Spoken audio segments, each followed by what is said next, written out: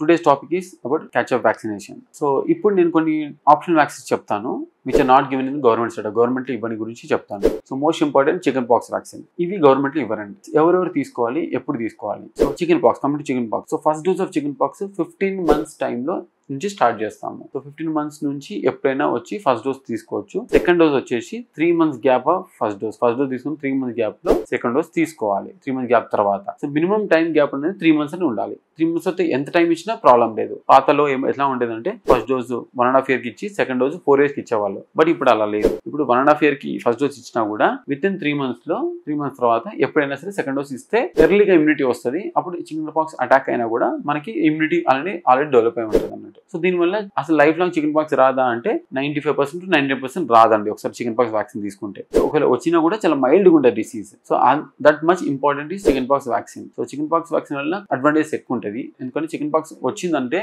Brain effect అయ్యే chances ఉంటుంది కొంతమందికి. అందుకని వీలైనంత వరకు రాకుండా ఉండడం బెటర్. అమ్మవారు అంటాం కదా, అది రాకుండా ఉంటే బెటర్ ఉంటుంది అన్నట్టు. సో వ్యాక్సిన్ అనేది 15 months నుంచి స్టార్ట్ చేసుకోవాలి. విత్ ఇన్ 3 months దాటిన తర్వాత ఎప్పుడైనా సరే సెకండ్ డోస్ తీసుకోవాలి. అది చికెన్ పాక్స్ వ్యాక్సిన్.